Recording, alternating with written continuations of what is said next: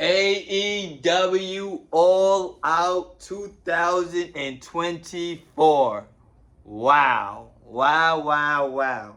So I couldn't make a prediction video for this based on my schedule. And honestly, I'm kind of glad I didn't because I wasn't excited for this card whatsoever. Whatsoever was not excited for this card. Um, like I was gonna say, this happened like 2 weeks after All in London, so it seemed like it was not important. But next year they definitely gonna have more time to build between All In and All Out. They just had 2 weeks to build to it. They tried to build matches before the pay-per-view, but this felt like a lackluster card. It felt like a lackluster card on paper, and then the full show was lackluster to me. I'm not gonna lie. This might have been one of the worst AEW shows to me.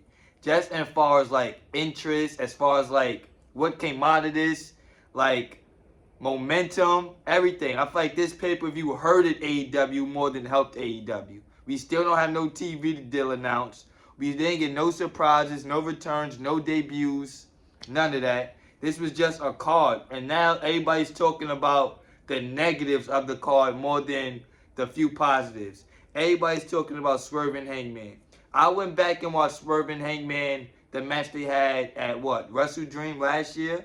That was a great match. That was a great match. I like that match. That was barbaric and all of that. This match was almost the same, but it was nasty. I'm not gonna lie. I did not like this lights out match that they had. This cage match, I mean. I did not like it. I did not like it whatsoever. I feel like they tried to do too much indie stuff. You feel me? Too much indie stuff. It had no build to it. It started like 100 already. It started at 100. You feel me? Then they was doing stupid stuff like the staple spot. Stupid. They did a cinder block spots. Stupid. Very unnecessary, bro. Where it's like, it did not make me enjoy the match more. You feel me? This is the only match I cared about going into the show. And this was the biggest disappointment on the show to me. I ain't gonna lie. I really did not like Swerve versus Hangman. This was not it. I'm not gonna lie. They could have did way better. And then the end of the match, he gets a wild needle shoved in his mouth. It's like, bro, this is GCW. Why do y'all have GCW booking on a national televised show? Like, ew, bro. That was very uncalled for. Very, very uncalled for. Then the semi-main event, we get Bryan Danielson and Jack Perry. I kind of understood why they had Jack Perry in this spot. It was Chicago. Him and CM Punk had beef. But they didn't know, like, they taunted CM Punk in no way. You feel me? They didn't call back to it or nothing. You go back to All in London when it was Jack Perry versus Darby Allin. The loudest pop of that match is when Jack Perry pulled out the broken glass. That's the loudest pop. It was a CM Punk reference. There was zero CM Punk references in this match. That's the only reason people care about Jack Perry. I'm not going to lie. Only reason people care about Jack Perry is because of CM Punk. If you're not going to build into that and lean into that character, what are you? What are you? You feel me? What is Jack Perry if he's not the CM Punk hater or something like that? You feel me? Or the guy that got CM Punk. That's what the scapegoat is for. I got CM Punk kicked out and they blame me. Like, so if you're not living in that gimmick, what's the point of having that gimmick at all? Like, feed into it, bro. Feed into it, bro. You should have did a GTS. You should have did some CM Punk moves. Yeah, they just start chanting CM Punk, but so what? He's called the scapegoat for that same reason. You feel me? It fits his character. I feel like they just tried to have a very basic match, and it's like, it's not it, bro. Nobody thought Jack Perry was about to become world champion. Very unnecessary, you feel me? Then after the match, we get the BCC turning on Bryan Danielson. This was a shocker. I'm not going to lie. This was a nice surprise. Jon Moxley, Claudio turned on him.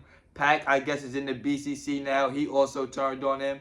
Then he put a plastic bag over his head. The crowd started chanting, "This is murder." You do not want that. That is not a good sign, bro. The crowd was chanting, "This is murder." You feel me? Very, very unnecessary. But I like that this is Bryan Danielson's last full year. He's going to be a singles wrestler now. The Blackpool Combat Club was doing nothing. I ain't going to lie. This group sucked since William Regal left. It had no point of being around. So I like that we get a heel Jon Moxley. We're going to get him versus Bryan Danielson. Possibly last match. Moxley could be the first time ever 3-time champion for AEW. That's a big deal. You feel me? But other than that, bro, this show was not good. I ain't gonna lie. The only silver lining of this show was Will Ospreay versus Pac. They had a great match. I ain't gonna lie, a great match. But even that is kind of negative. They are running through Will Ospreay's dream matches, running through them, bro. We already seen him versus Jericho. Already seen him versus Omega. Already seen him versus Danielson. Already seen him versus Swerve. Already seen him versus Takeshita. Already seen him versus Pac. They building him versus Ricochet. Bro, he's only been around for a year. Like, relax, bro. We seen him versus MJF. Like, y'all are running through Will Ospreay dream matches. Running through them, bro. Running through them. He signed for like 5 years. Why are you in such a rush to give us every great match this year? Then next year, what's he going to do? Like, come on, bro. I like that, but relax. Relax. Y'all running through every dream match. And they have basic stories, too. Besides the MJF one, these was basic stories. It's not even like these are blood feuds. It's like, come on, bro. Come on. Him and the Ricochet match, they both are good guys. Ricochet just came. Why would they fight each other right now? Like, very unnecessary, bro. That's the one thing I hate about AEW booking.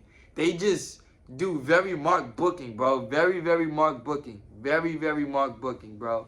Very marked booking. There's no reason why you should rush to give us Ospreay versus Ricochet right now. They're not going nowhere. Like, come on, bro. So what's the other dream matches we're going to have for Will Ospreay next year? Him versus Moxley? Him versus Okada? Come on, bro. Come on. Come on. And Willow Nightingale and Chris Statlander had a good match. Besides that, this card was very missable. Very, very missable. I ain't gonna lie. To me, this was the worst AEW pay-per-view. And, like, not even on paper as far as, like, effect. Like, the outcome of this show was not good. I ain't gonna lie. It was not a lot of positive from this card. Even Dave Meltzer said this card was not it. You feel me? Dave Meltzer. That's how you know AEW has issues. That's my opinion. Let me know what you think in the comment section. Like, comment, share, subscribe. I'll be back with more.